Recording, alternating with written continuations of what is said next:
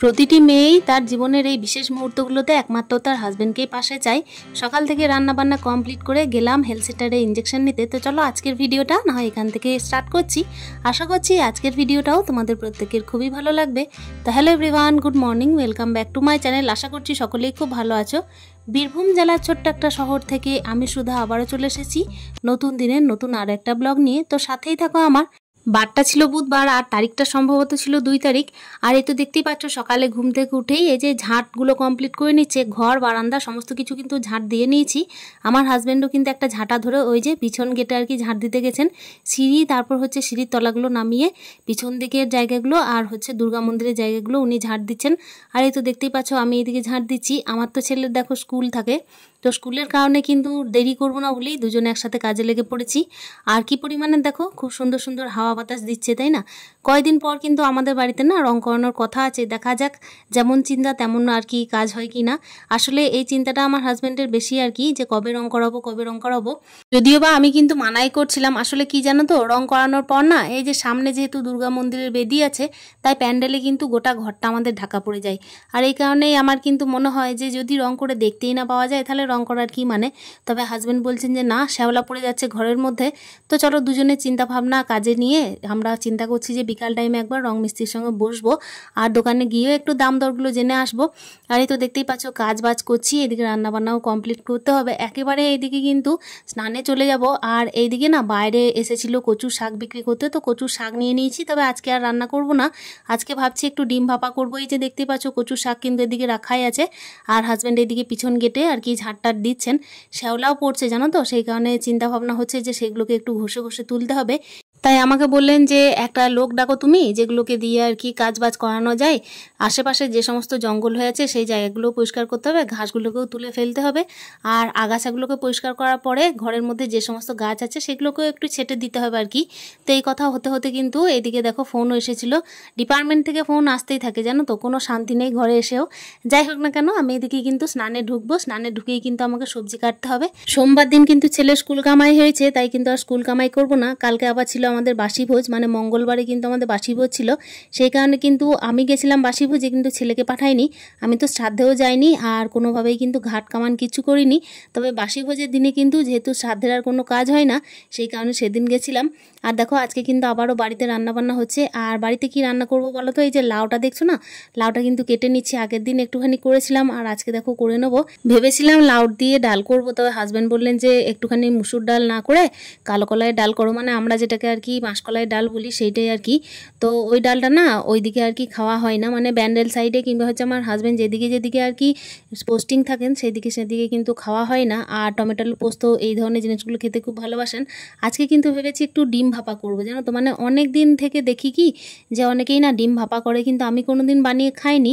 যাই হোক আজকে একটা নতুন জিনিস ট্রাই করার মানে ইচ্ছা আছে। তবে আমার হাজব্যান্ড এলে না কোনো নতুন জিনিস ট্রাই করতে খুবই ভয় লাগে, মানে কোনো নতুন জিনিস উনি আর কি খেয়ে দেখতে চান না। কোনোভাবে সবজি তো ট্রাই করতেই চান না, তবে হ্যাঁ আমিষ জিনিস হলে সেটাকে যদিও বা ট্রাই করেন। তবে এই তো দেখতেই পাচ্ছ আমি এই যে লাউটা কাটছি, এটা একটুখানি পোস্ত করব।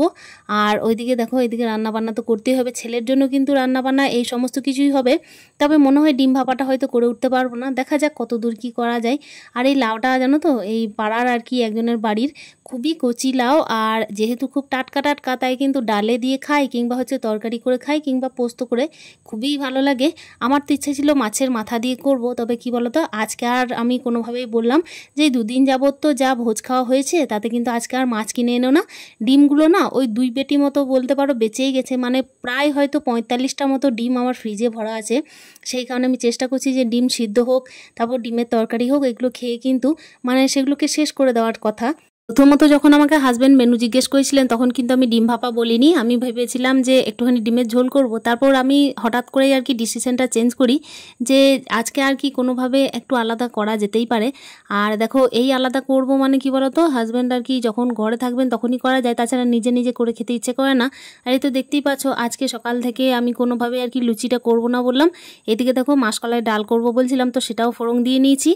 আর ওইদিকে কিন্তু 2টো কড়াই বসিয়ে দিয়েছি, একদিকে বসিয়েছি ম্যাগি ম্যাগি, আর একদিকে করছি দেখো একটুখানি মানে পোস্ত, মানে ওই যে লাউ পোস্ত করবো বললাম, তো ওই লাউ পোস্তর জন্যই দুদিকে দুটো কড়াই না বসালে না সকাল থেকে ছেলে নিয়ে তারপর হচ্ছে টিফিনের জন্য আলাদা ব্যবস্থা, এগুলো করতে করতে কিন্তু অনেকটাই দেরি হয়ে যায়। কেন কি সকাল থেকে ভাতের ব্যবস্থাটা ধরো আমাদের বাড়িতে মেন, কেন কি ছেলে স্কুল থাকে আর এদিকে হাজব্যান্ড এলে হাজব্যান্ডের টিফিন কিন্তু খুবই দরকার, মানে সকালে ঘুম থেকে উঠেই কিন্তু ওনার খিদেটা আগে পেয়ে যায়, সেই কারণেই। তো চলো লাউ পোস্তটা তো এইদিকে আমি ফোড়ন দিয়ে তারপর বসিয়ে দিলাম কালো জিরে ফোড়ন দিয়ে। আর আজকে যেহেতু লুচি আলুর দম করবো না, সেই কারণে ছেলের জন্য চাউমিন করছি, আবার হাজব্যান্ডের জন্য ম্যাগি করছি সবজি দিয়ে, মানে নানা রকমের আর কি চিন্তাধারা একসাথে চলছে জানো তো। আর এক হাতেই বুঝতে পারছো সমস্ত কাজ। হাজব্যান্ড বলেন যে আমি রান্নাবান্না করে দিই, তবে জানো তো উনি না সেইভাবে কোনো কিছু পারেন না। আর অনেকের হাজব্যান্ডকে দেখেছি খুব ভালো ভালো আর কি টেস্টি টেস্টি খাবার বানাতে পারেন, তবে উনি আর কি মাংসের ঝোলটা যদি রেডি করে দিই তাহলে আর কি করে নিতে পারবেন, তাছাড়া সেইভাবে কোনো কিছু আর কি করতে পারেন না। যাই হোক, এই গুণটা কিন্তু ওনার মধ্যে নেই বলতে পারো, যতই কষ্ট হোক না কেন আমাকে কিন্তু রান্নাবান্না করে খেতে হবে। হ্যাঁ, নামাতে পারবে হয়তো আলু সিদ্ধ ভাত, তবে সেটা কি আর ওনার মুখে রুজবে, সেই কারণে কিন্তু আমি যাই হোক না কেন নিজে রান্নাবান্না করি। তো চলো, এই তো দেখতেই পাচ্ছ টমেটো তারপর হচ্ছে বিনস আর এদিকে গাজর দিয়ে না একটুখানি ম্যাগিটা বানাবো। আর হাজব্যান্ড বলছিল যে একটু মানে ডিম ভুজিয়া করে দিয়ে দাও, কিন্তু আমি বললাম যে ডিম ভুজিয়া দিও না, তাহলে আমার আর খেতে ভালো লাগবে না।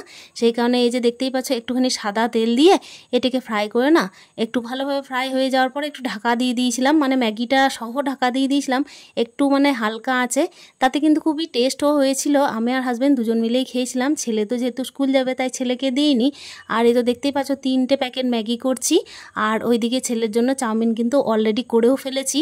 এই যে ভাজা সবজিগুলো ছিল সেগুলো দিয়েই, আর সাথে একটুখানি আলু মিশিয়ে দিয়েছিলাম, মানে ওই চিরি চিরি করে আলু ভাজা দিয়ে আর কি করে দিয়েছিলাম ম্যাগিটা। আর এদিকে তো একটা কড়াইয়ের মধ্যে লাউ পোস্ত হতে আছে, আবার আর একটা গ্যাসে বসানো আছে ভাত। এইভাবেই কিন্তু 3টে ওভেনের মধ্যেই রান্নাবান্না চলছিল সকাল থেকেই। ছেলেকে এইদিকে টিফিন রেডি করে তারপর ওইদিকে ভাতটা নামিয়ে ওকে খাইয়ে দেয়, তারপর ডিম ভাপাটা করব।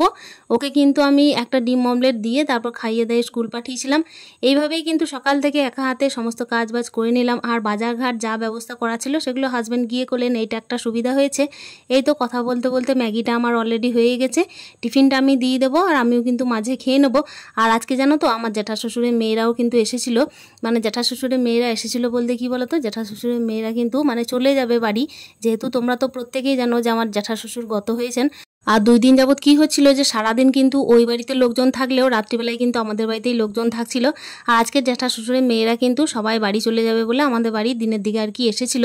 তবে হ্যাঁ, ওরা খাওয়া দাওয়া করেনি, ওদেরকে জোর করার পরও কিন্তু ওরা খাওয়া দাওয়া করেনি, বলেছে অনেক কাজ আছে চলে যেতেই হবে। সেই কারণে একটুখানি মানে টিফিনের ব্যবস্থা করার পরই কিন্তু ওরা মানে চলে গেছিলো। ওই চপ বেগনি এই দিয়ে আর কি মুড়ি খেয়েছিল, চা খেয়েছিল, এইটুকুই, আর একটু মিষ্টি জল, এই যা। তো চলো কথা বলতে বলতে ওদের সাথে আর কি কথা বলার পরে এই যে ডিম ভাপাটা শুধুমাত্র বাকি ছিল এটাই করে নিচ্ছিলাম। এইটা যখন করছিলাম তখন কিন্তু ঘড়ির কাঁটায় বাজে মোটামুটি ওই 12টা। আর আজকে আমার আছে হেলথ সেন্টারে ইনজেকশন, তো সেই কারণে হেলথ সেন্টার যেতে হবে। তাই তাড়াহুড়ো করে আমি কিন্তু ডিম ভাপাটা বসিয়ে আবার স্নানেও গেছিলাম। স্নানে বলতে কি বলো তো, সকালে না একবার গায়ে জল ঢেলেছি, তার সত্ত্বেও আজকে প্রচণ্ড গরম করছিল। তো তারপর না আমি এদিকে যেহেতু ঘেমে টেমে একাকার, তার জন্যই কিন্তু আবারও স্নানে গেছিলাম ডিম ভাপাটা বসিয়ে দিয়ে। আর আমার কাছে বড় টিফিন কোটো ছিল না জানো তো, মানে ওই যে বড় টিফিন কোটো যে ভাপানোর মতো আছে সেই টিফিন কোটো কিন্তু মাদের বাড়িতে থেকে গেছে, সেই কারণে এই যে এই বাটির মধ্যেই বসিয়েছিলাম। তবে ডিম ভাপাটা না বেশ ভালো হয়েছিল খেতে, তবে আমার হাজব্যান্ড এই যে গ্রেভিগুলো কিন্তু একদম খায়নি, শুধু ডিমটাকে তুলে খেয়েছে। নতুন কিছু ওই যে বললাম যে ট্রাই করলেও যে আমার ভয় লাগে খাবেন কি না। যাই হোক না কেন রান্না বান্না তো কমপ্লিট করে দিয়েছিলাম, তবে শেষমেশ খাওয়া দাওয়া কিন্তু করা হয়নি, যেহেতু একটা সময় কিন্তু আমাদেরকে ডেকে পাঠিয়েছিল, মানে ফোন এসেছে হঠাৎ যে এই টাইমে চলে এসো ফাঁকা আছে, সেই কারণে কিন্তু আমরা চলে গেছিলাম। আর আসার পথে কিন্তু আবার বৃষ্টি নেমে গেছে, সেই কারণে খেতেই বসতে আমাদের 2:30 বেজে গেছিলো প্রায়। তো চলো এই যে ডিম ভাপাটা আমি বসিয়ে দিয়ে বললাম যে গায়ে জল ঢালতে গেছিলাম আবারও। আর ওইদিকে যেহেতু গরম ছিল প্রচণ্ড পরিমাণের, বৃষ্টি আসবে আসবে বলেই কিন্তু গরমটা প্রচুর হয়ে গেছিলো। যাই হোক না কেন এই যে দেখতেই পাচ্ছ হেলথ সেন্টার চলে এসেছি। হেলথ সেন্টার এসে এই যে বসে আছি কিসের জন্য বলো তো, ইঞ্জেকশন নেওয়া হয়ে গেছে, শুধুমাত্র বসে আছি বৃষ্টির কারণে আটকাছি বলেই। আর এখানে আমি হাসছিলাম কেন বলো তো, হাজব্যান্ড না গান করছিল বসে বসে, মানে বৃষ্টির জন্য আটকে আছি তাই কিন্তু তোমাদেরকে একটা গান শোনাচ্ছিল, যেই গানটা কিন্তু আমি মোটেও শোনালাম না, যেহেতু একবারে কিন্তু গানের গলা খারাপ। যখন ইঞ্জেকশন নিতে আসি তখন কিন্তু একদম বৃষ্টি ছিল না, তবে মাঝে কিন্তু প্রচণ্ড বৃষ্টি হয়েছে, মানে বসার জায়গা পাচ্ছিলাম না, যেখানেই বসছিলাম সেখানেই ভিজে যাচ্ছিল। তবে এখন একটুখানি কমলো।